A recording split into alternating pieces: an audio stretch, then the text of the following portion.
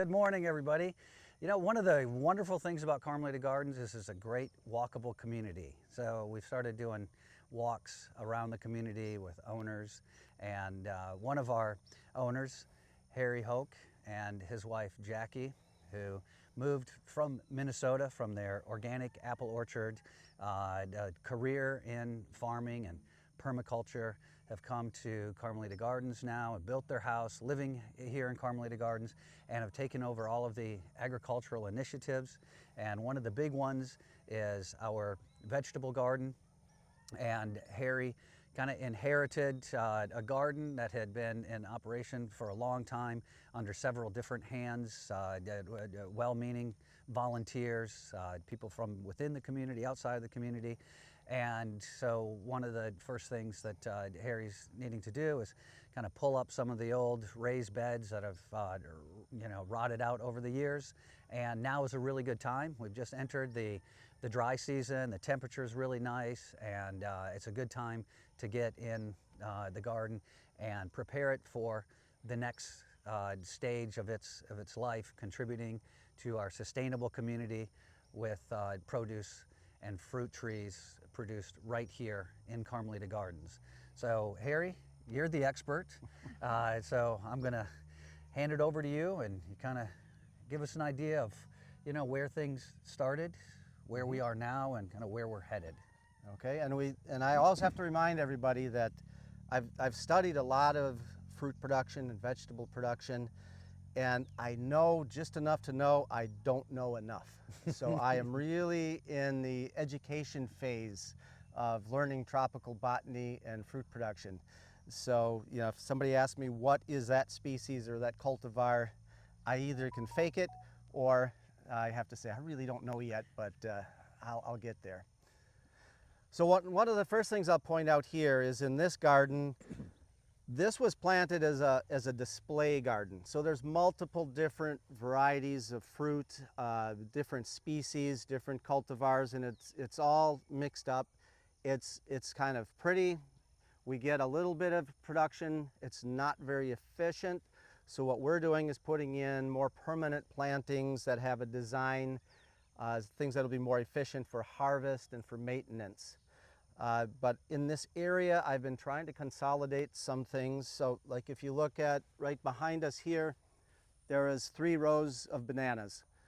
And I added, actually there was only 2. I added a 3rd row a couple of years ago when we were moving around different plants that were just kind of spread out in different spots, kind of like somebody's backyard garden. And now they're in rows. And now just recently we added 2 more rows here. So now we'll have 5 rows of bananas. And then as part of our permaculture project, I'm planning to get cacao plants. So we'll be growing, you know, producing chocolate beans underneath the canopy of the bananas. So that'll be the next phase of this one little plot here. And then behind me, this is the original raised bed area, and over the last 2 years we've been trying to make some improvements. Like Phil said, there were multiple different gardeners with different ideas, and we had some beds of a certain length, and then there'd be some that are different width, and then we had a section of a different orientation. So we had 40-foot beds, and then we had some 8-foot beds the other direction.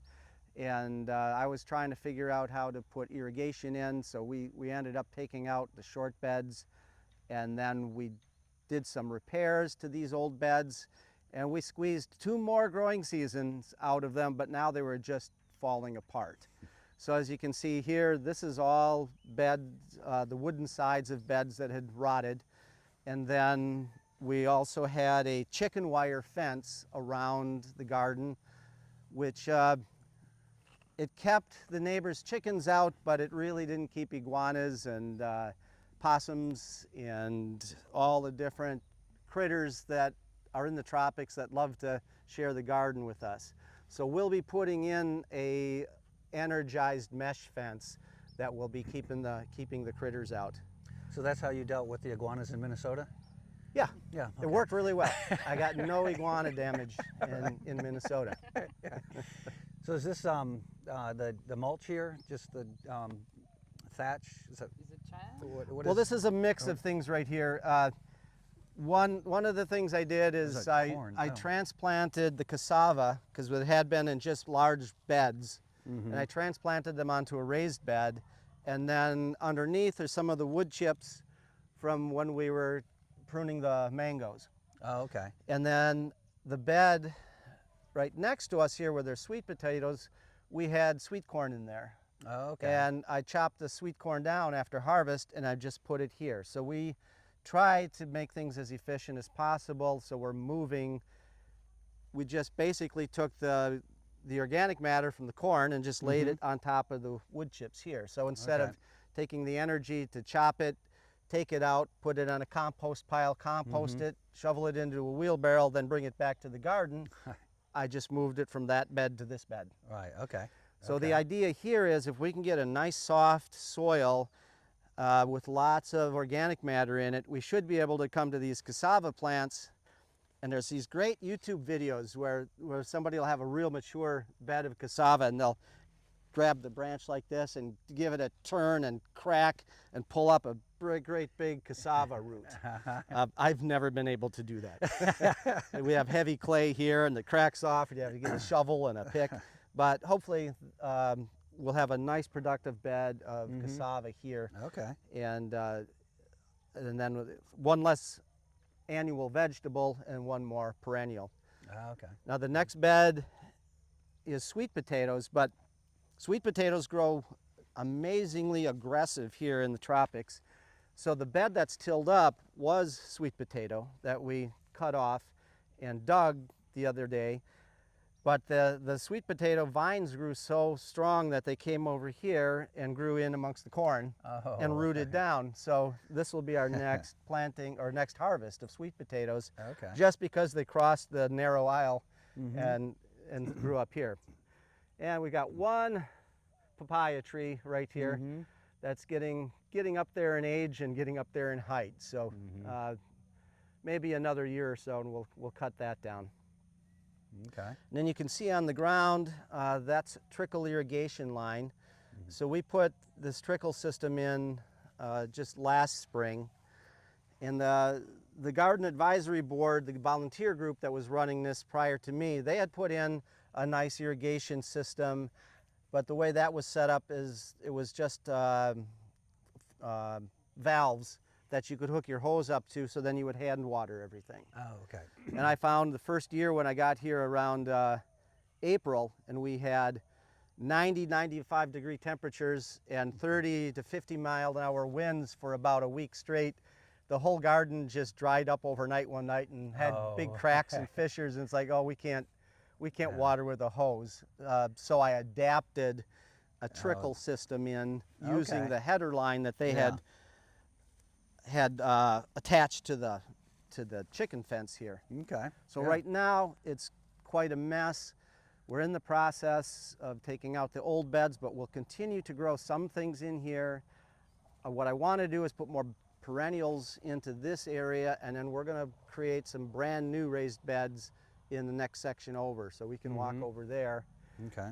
But in here we've got little pieces of rebar in the ground, and then we can move around posts, so when we want to put shade cloth or plastic, we can move it.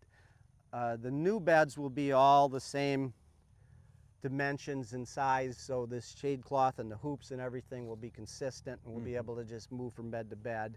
Nice. We also came up with this trellis system that I saw on YouTube, and it's a pretty simple system. It's just T-posts, PVC elbows, and then rebar, or not rebar, conduit. So we can easily take this down and put it up on different beds. The beds are 40 foot long, so we've got 4 pieces of conduit. Before we were always struggling to take little pieces of trellis like this and get it pounded in and then moved around, and in some places we used old reinforcement concrete wire, and there's several different things that we're trying.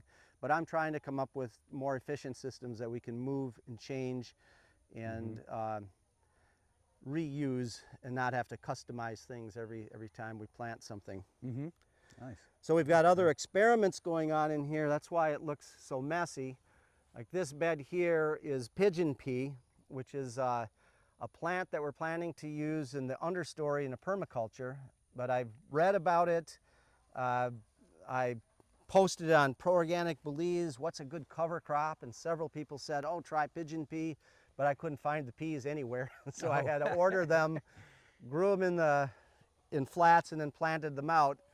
And you know, you read, you study, you think you know everything about it, and it says, oh, they'll grow 5 to 10 feet, but will they grow 5 feet in 1 year or 10 feet in a half a year? And we planted them out here, and within 6 months, they were almost 15 feet tall and Oh, wow. falling over on the Oh, gardens. yeah. So right now, they're just flowering.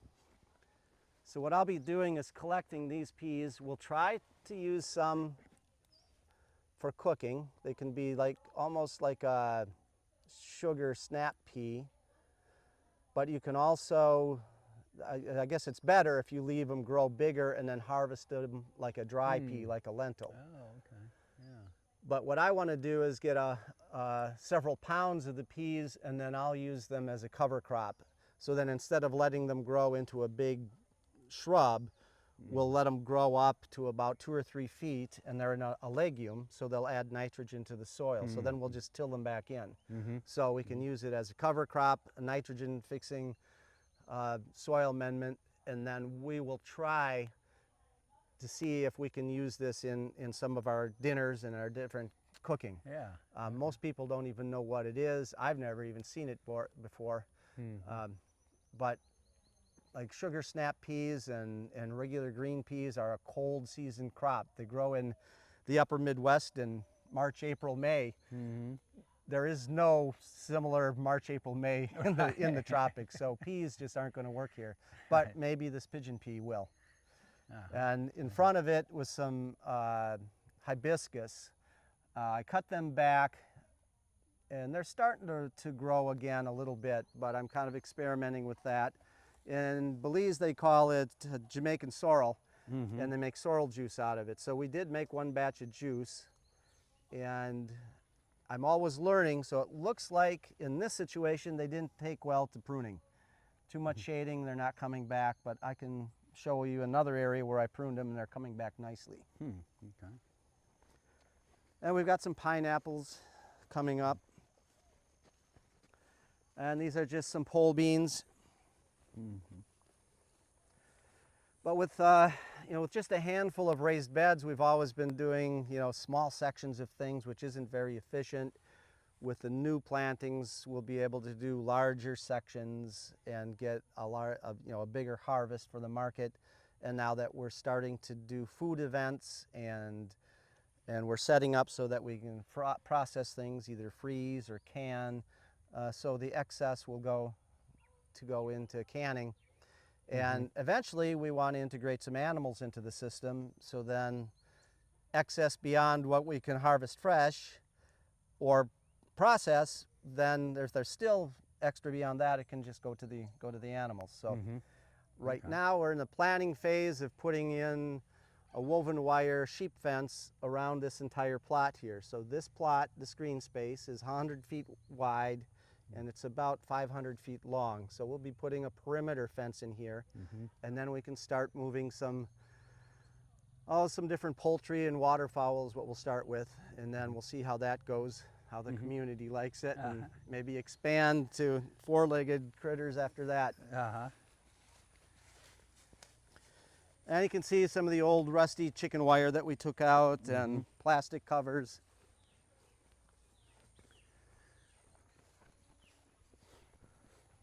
And we got a well up here that provides water for the garden and for the cottage park, I guess, right? How's the well? How's the well going? I know we put that in a number of years ago. Actually, tried to get to an aquifer or a vein. After 500 feet and a bunch of pink clay and $50,000, we said, okay, stop. And then they put in a perforated pipe about 35, 40 feet in, and it was producing about 13 gallons a minute back then. Do you know what is the Yeah, current it's situation? still in that range, 10 gallons a minute or so. Mm-hmm. And that works great for our trickle irrigation. Is what I use is either a T-tape or a rigid tape with internal pressure compensating emitters. So it's basically drip line. Okay.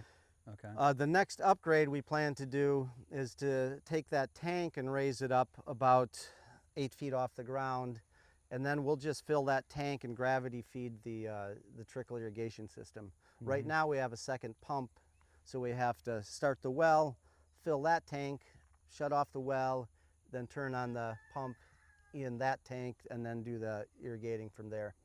But I've started laying down pipe. We do have a main line now that runs from that tank all the way across this block to the permaculture trees over there. And another step we're going to do is put a pressure tank on the well, so then instead of having flip a switch and make sure all your valves are right, you'll have a pressure tank that'll turn the pump on and off, and then we'll just have, just like everybody's yard, we'll have their, water that you just turn the faucet and the water comes out. Okay. So that's an upgrade we want to do here pretty soon. Also planning to put in a little shelter here so we can have some of our smaller scale composting going on. Oh, okay. So we'll put just a little bit of a lean-to type of shelter with half walls, and then we can have 2 or 3 different compost piles right here. Okay. And I think this will be a good spot for it. Maybe I can cover the well, the wellhead.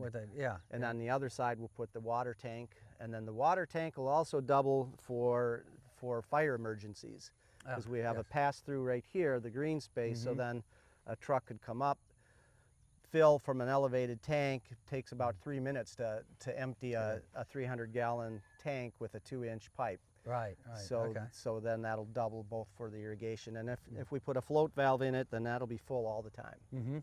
Yeah, great. All right. So this is a piece of equipment that we just got this spring and brought it back from the U.S. Nova Tractor Company. It's a new company in the U.S. They had a pretty good special on their equipment. As most people probably figure, it's Chinese made, assembled or repainted in the U.S. with English stickers put on it. But what this is a flail mower. So instead of circular blades, it looks more like a tiller, and it's got blades that run this way, and it can chop up all of our prunings, and it also does a really nice job of mowing. And then this one is set up hydraulically, so it can go offset, it can come in and out. So when we want to mow underneath trees that have a bigger canopy, this machine will just reach under. And it also is set up so that it can tilt, so we can do some of the roadsides and the drainage ditches in here using this piece of equipment. So this is one of the investments that we just made this year that will be primarily for mowing the permaculture, but then it can also be used in the green space. That's great. This area right here was just a single row of bananas.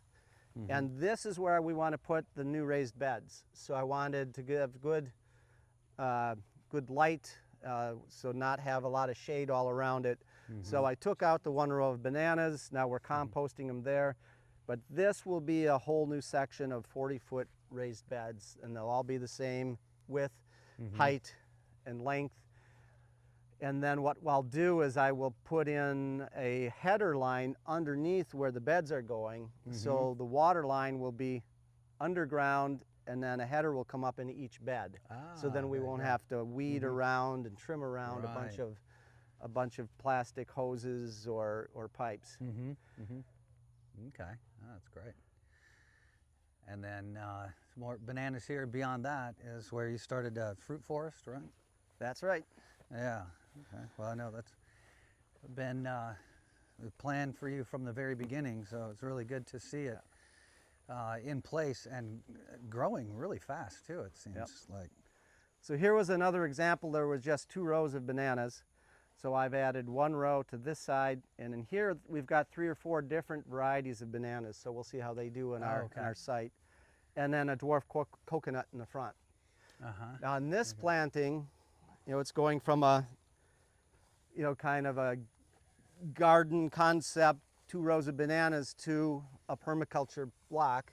And in here, I'm planning to put coffee plants underneath, because coffee plants like to grow in the partial light in the understory of other plants. So we'll be picking up some, well, quite a few coffee plants and putting 2 or 3 in between each banana in here.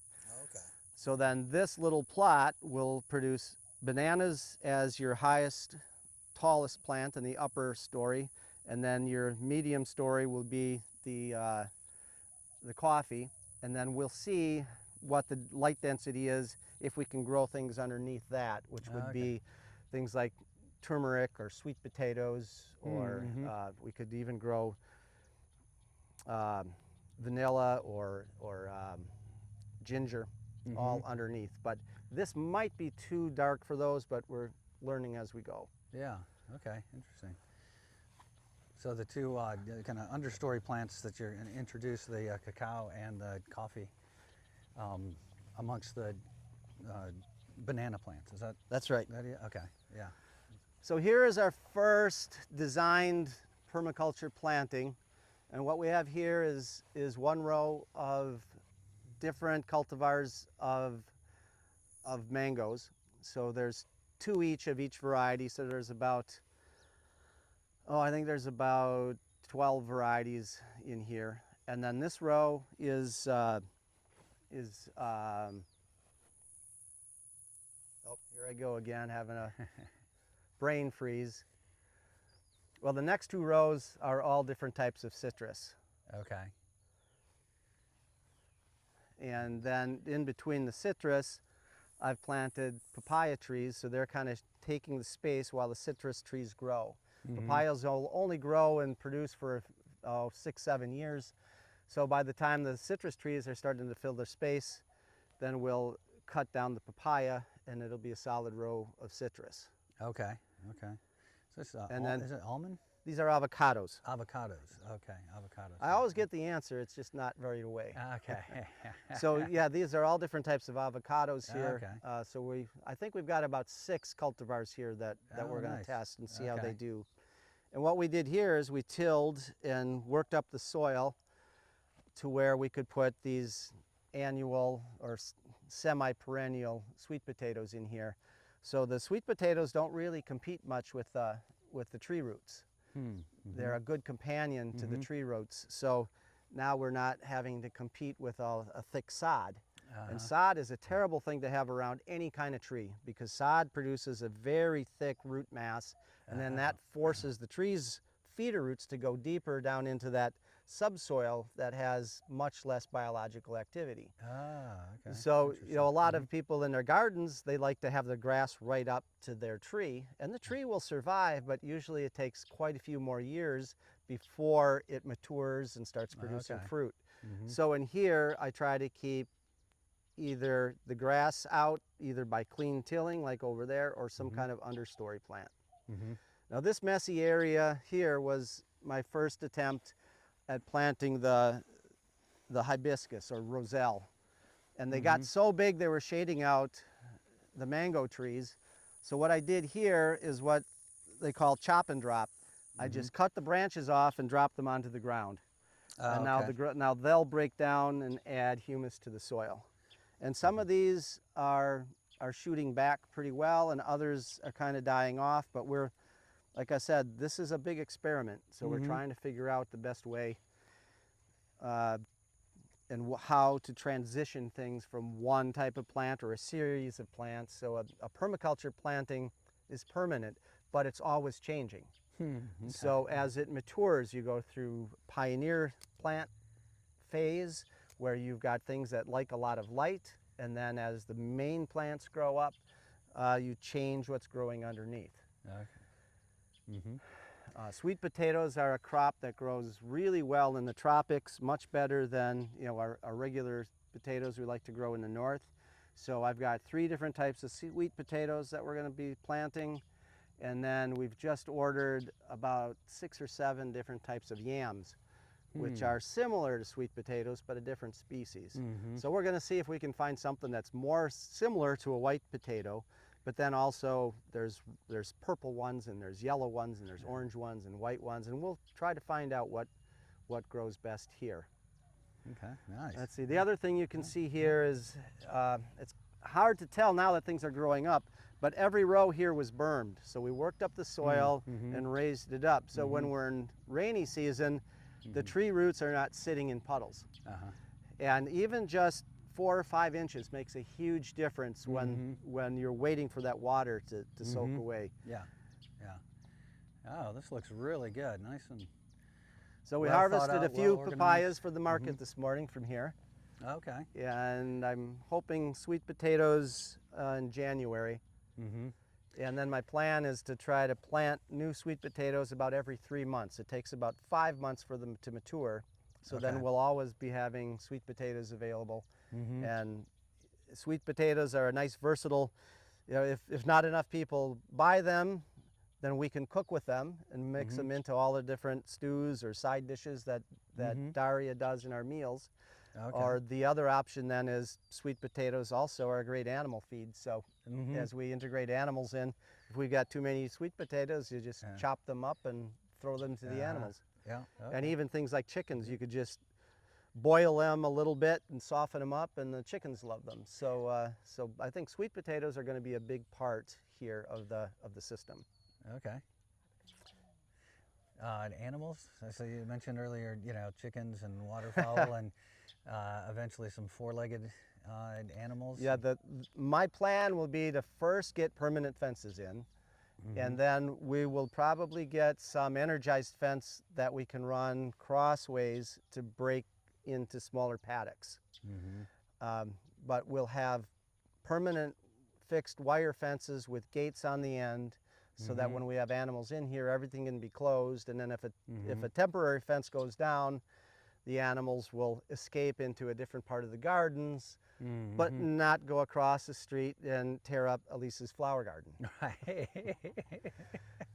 So I'm being very, very careful, step by step, on how we're going to go about this. The first things that I'd like to do is get meat birds. So we'll probably get some poultry that we can raise for 3 or 4 months, and then, you know, have a chicken queue.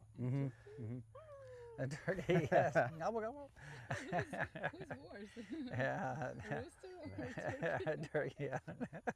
The next thing we'd probably try is some waterfowl, so we could have ducks and geese. Oh yeah, yeah. And they eat different insects, and they'll, like the ducks and geese will get a lot of the slugs and stuff like that. The chickens will help with all kinds of pests. Yeah. And they take a little longer to raise and are a little harder to process, so it's a little just a little bit more work. And then what I'd like to, after that, is maybe try to get a small flock of sheep, because sheep are fairly easy to train, and they're primarily grazers, so they mostly like to eat grass.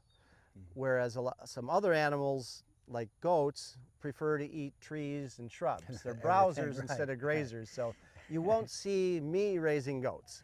And if somebody else raises goats, I'll be fencing them out of the gardens.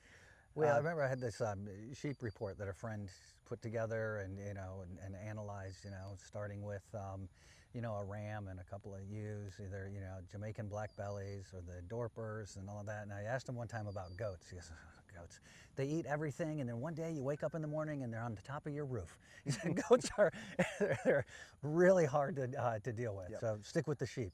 And they really his advice. And halfway in the height is they like to jump up on the hood of the car and then stand on the roof. And they've got some pretty solid hooves too. So you'd be looking at it, how did I get hail damage here in the tropics? Goat damage. Yeah. Tasty? Goat meat? Yeah, you know, the goat curry is a popular, like, Jamaican dish. Curried goat, jerk, you know, yeah. I was in Belize City one time, and there was a little Jamaican restaurant there, and they served goat. And they said it was popular in Jamaica, I guess, but I don't know. Lamb is easier. Yes. And the breed of sheep that they're growing down here is mostly hair sheep, which means they shed like other mammals. They don't keep growing a thick wool. And the meat of those sheep is much milder flavored. So they're also smaller statured animals, so you don't have a big lamb chop or great big roasts with them, but they're mild they're adapted to the heat. So that's probably what we'll be doing is growing hair sheep down here. Okay. All right. And I was then we can do looking at- barbecues. Yes. So speaking of that, you've got one coming up on the solstice, your yes. birthday Yep, party. we'll be doing a solstice party on the 21st. Have you Yeah. decided if this is a hog or a sheep? Oh, the hog is ordered. Yeah, yeah. We need to talk to Ronnie about that too, because he's Mhm. going to do the pabil, and so for the staff party, and then the solstice party should be all set, I guess. Yeah. So I was looking at the papayas. So remind me again, when did you first plant this garden? The first trees went in about 8 months ago. Okay. The Yeah. papayas we had grown from seed and had them in raised beds over the gardens, and then I transplanted them when they were about 3 feet tall. Okay. And in 3 months they've gone Started to to 6 feet tall and have started to produce. Yeah. So in 6 months they start yielding edible fruits. Yeah, that's awesome. Yeah, the fun part of the tropics. Yeah, Things yeah. go faster. Right. But then so right. do the weeds Uh-huh. Yeah, it's true. and the pests. What about the compost and owners bring into the compost? Where is the compost pile? Yeah, as far as the compost system, we've put together a pretty elaborate composting system, but it's mostly right now for tree branches. So like in this area, there was a couple of wild plums in here, and then there's teak trees right there that had big branches, and we cut all the branches off and composted them. So I had a big windrow of branches on the edge over there. But as it's broken down, we push it together, and I use the tractor and continually turn it so it breaks down faster. So that 100-foot long, 8-foot tall pile of branches now has composted down to that little lump over there. And we've used some of it. I put some under the last row of citrus over there. But we have larger compost piles all throughout Carmelita Gardens, kind of close to wherever we're pruning, and then we let other people add to it. Oh, okay. So residents, they bring there. Yep. And we have a system now of signs that say dump here or no dumping, because we get a certain amount of material built up, and then that starts to break down, and then we want it to mature. And if people keep throwing fresh stuff on the top, you can never get to the finished part. So we've got a system in place, and now we're in the training phase of chasing people off the piles that don't need any more and directing them to the right ones. But it's a lot better than, before we pretty much just had a dump area, and then Tim or Right. Phil would have to have a loader come in and a dump truck and take it up and haul it out. So now Right. we're reusing all of that, all of the organic matter, and building up the soil here instead of using fossil fuels to drag it off and Right. dump it. Yeah, yeah, very good. So you mentioned earlier about the meals that Daria does, and using some of the different ingredients from the garden. And I know she's doing some canning as well. Tell me about that program. Well, right now we do one meal a week, and that's just a carry-out type of meal. So Daria, at this point, we don't have any meat or sausage or anything like that. So she'll buy meat or fish and make a meal. And then when we can, we'll use vegetables from the garden for a side. So we just do it once a week. People order, and then they just pick it up at the office at Cottage Park. We are also trying to do some food events, like we do Muffin Mondays. And so we have our farmers market Monday morning, and then we always have muffins and coffee out. And Jackie's been doing a good job of trying to integrate whatever fruit is ripe into the muffins. So we've had some pretty crazy muffin combinations, but I've given her some funny looks when she's told me what's going in, but she has not failed yet. They've all been really good. That's And great. then the other thing we do is Pancake Thursdays. So we just have pancakes out at Cottage Park, and then we'll have preserves from the different fruits. So we'll have mango and papaya and different types of sauces to put over the pancakes. Okay. But for now, that's all we've got. We're hoping to maybe put in a coffee shop of some kind, so then we can have our own desserts made from all the fruits here, and who knows, maybe a little cafe or something down the road, something like Okay. that. And Well, I'd like to do recently, more dinners too. Okay, I was just thinking, Lisa discovered a waffle iron recently, and so she's like force feeding me waffles.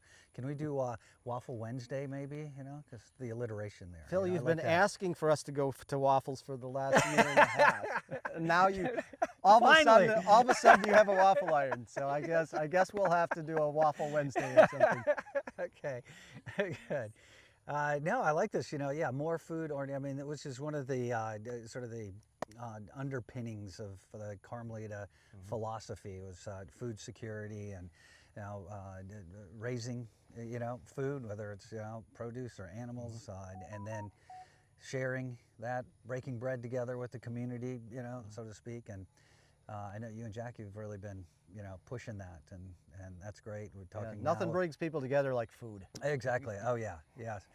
Now remember when Elise and I were traveling around the U.S. So her first impression of the U.S. is like there's like food everywhere. Every place you go, there's restaurants and people, talking conversations. It's like, so what'd you have for dinner? Oh, what'd you have? It's like it's food. Like you said, it just brings people together, especially Americans. We love our food. So what about? I was just thinking nut trees. Do you have any cashews or any other? I guess there's almonds or pecans. Would they grow here in this environment? I don't know. Everything grows in Everything, the tropics. yeah. The question is how well do they produce? Okay. So there are quite a few different types of nuts in the display gardens. 'Cause as you know, this is only one little piece. There's two Yeah. more orchards that are mixes of fruit trees Oh. and nuts and some of the traditional Mayan fruit and mangoes and all kinds of stuff. So I'm watching how those things grow, and then like our next phase, we can start doing some test plantings of some of these different pistachios and Oh yeah. almonds yeah. and whatever. We'll see what will adapt here. Mhm. Another thing we can grow is peanuts. There's Yes. a group over in San Antonio that's Yeah. growing peanuts and cleaning them and selling them as a specialty local item to the ice cream shops in San Pedro and really? Okay. and in Belize City. So they've got a little new business going there. Okay. So I've started talking with those guys. So yeah, I'd like to get a little section of peanuts going, and then Yeah. maybe we can do movie night. Eventually, maybe we'll have popcorn grown here and peanuts. Yeah. Okay. That sounds good. Yeah. Yeah. We have corn. We make popcorn. Yeah. Like there was years ago. There was a local guy that was doing peanut butter using local peanuts, and I know he was going to sell the business one time, but I never heard whatever happened to it. I don't know if he's still in business, but there is some local peanut butter production. So I've seen some. So Yeah, we could certainly do it you here, do some and peanut the butter, machines yeah. are pretty simple. I've seen many food co-ops that you can buy the cleaned peanuts and they'll put it right into the machine and grind them out till you get your peanut butter coming out. So we can Yeah. certainly look at doing that. But first we got to figure out how to grow them, Well, then right. how to harvest them and clean them, Uh-huh. and then how to make the peanut butter. Right. One step So at a time. it won't be Yeah. right around the corner, but it's one of the many things we want to do here. Because what I would like, my vision of food security is to try to get a few acres here growing a lot of different things and figuring out the right way to grow them. And then in the future, if the community grows or if there's any kind of supply chain issues, we can upscale. Right. So when things are good, we're not going to supply 80% of the food for the community here from the gardens. People are still going to get what they want where they want, and the stuff will be available here.